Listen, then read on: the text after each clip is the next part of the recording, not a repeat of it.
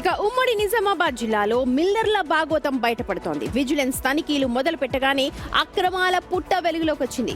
నిజామాబాద్ జిల్లా నుంచి 398 కోట్ల రూపాయలకు పైగా ప్రభుత్వానికి మిల్లర్లు బాకీ పడ్డారు. షకీల్ కి సహకరించిన అప్పటి జిల్లా అదనపు కలెక్టర్, ప్రస్తుత నల్గొండ కలెక్టర్ చంద్రశేఖర్ పై కేసులకు రెడీ అవుతున్నారు. మాజీ ఎమ్మెల్యే షకీల్ కు అక్రమ ధాన్యం రవాణాలో సహకరించారని వర్ని పోలీస్ స్టేషన్ లో కేసు నమోదైంది. జిల్లాలో డిఫాల్ట్ రైస్ మిల్లులపై విజిలెన్స్, సివిల్ సప్లై శాఖలు ఉక్కు పాదం మోపుతున్నాయి. మాజీ ఎమ్మెల్యే షకీల్ పై ఈడీ విచారణ కొనసాగుతోంది. శ్రీ సిద్ధి రామేశ్వర ఆగ్రో ఇండస్ట్రీస్ లో 66 కోట్ల విలువైన 2 లక్షల క్వింటాళ్ల ధాన్యం మాయమైంది. Bodhan Lakshmi agro industries story కూడా ఇలాగే ఉంది. 2022-23 యాసంగి నుంచి 2025-26 రబీ సీజన్ వరకు ప్రభుత్వానికి ఇవ్వాల్సిన ధాన్యం అంతా పక్కదారి పట్టించినట్టుగా నిర్ధారణ అవుతోంది. డిఫాల్టర్ రైస్ మిల్లులపై ఆర్ఆర్ చట్టం అమలుకు అధికారులు ఇప్పుడు రెడీ అవుతున్నారు. అవసరమైతే ఆస్తుల జప్తు, బ్యాంక్ ఖాతాల సీజ్, ఇతర రికవరీ చర్యలు కూడా చేపట్టబోతున్నారు.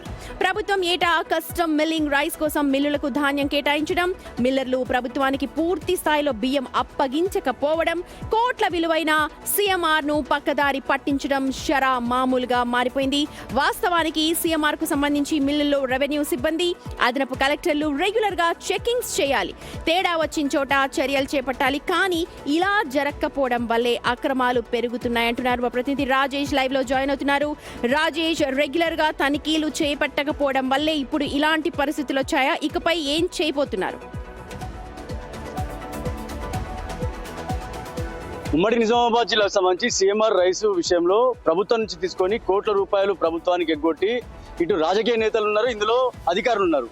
2021-22కు సంబంధించి అప్పటి ప్రభుత్వం తీసుకున్న సిఎంఆర్ విషయంలో ఇటు మాజీ ఎమ్మెల్యే షకీల్ పై ఆల్రెడీ ఈడీ విచారణ. ఎందుకు రెగ్యులర్ గా తనిఖీలు చేయట్లేదు అధికారులు?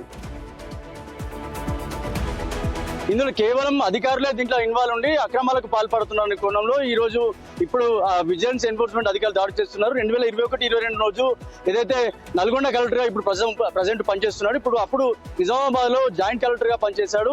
షకీల్ కి సహకరించాలనే కోణంలో వర్ని పోలీస్ స్టేషన్ లో కేసులు నమోదయ్యాయి.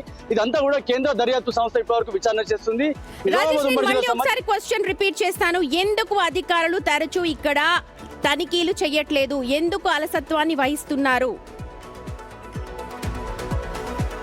సిఎంఆర్ రైస్ విషయంలో అధికారులే దీంట్లో ఇన్వాల్వ్ ఉండి పెద్ద ఎత్తున డబ్బులు సంపాదిస్తున్నారనే కోణంలో విచారణ చేస్తున్నారు. ఆ విచారణలో అధికారులు కూడా దీంట్లో ఇన్వాల్వ్ ఉన్నారనేది ప్రత్యక్షంగా తెలుస్తుంది. ఎన్ఫోర్స్మెంట్ అధికారుల దాడుల్లో కూడా ఇదే తేలింది. అందుకే సివిల్ సప్లై అధికారుల దాడుల్లో కూడా అధికారులు కూడా దీంట్లో ఇన్వాల్వ్ ఉన్నారు. కాబట్టి అప్పట్లో అక్కడ సంబంధించిన డిఎస్ఓని ఇప్పటికే సస్పెండ్ చేశారు. మా దగ్గర పనిచేసిన జాయింట్ కలెక్టర్ ఇప్పుడు ప్రజెంట్ నల్గొండ కలెక్టర్ గా పనిచేస్తున్నాడు, తను ఇన్వాల్వ్ ఉన్నాడు. దాంట్లో సంబంధించి వర్ని పోలీస్ స్టేషన్ లో కేసులు నమోదయ్యి. అందుకే చెప్తున్నాను, అధికారులు దీంట్లో ఇన్వాల్వ్ ఉన్నారు కాబట్టి ఇదంతా కూడా ప్రభుత్వానికి రావాల్సిన బకాయిలు రావడం లేదు. ఖచ్చితంగా సీరియస్ యాక్షన్ ఉంటేనే కనుక. మొత్తానికి రెగ్యులర్ గా తనిఖీలు చేపట్టాల్సిన అధికారులు చేపట్టకపోవడం వల్లే ఇవాళ సిఎంఆర్ సంబంధించిన బియ్యం అంతా కూడా పక్కదారి పడుతున్నాయి. మరి అధికారులు ఎందుకు అలసత్వాన్ని వహిస్తున్నారు? ఎందుకు రెగ్యులర్ గా తనిఖీలు చేపట్టట్లేదు అన్న దానిపైన మనకి ఇంకా వివరణ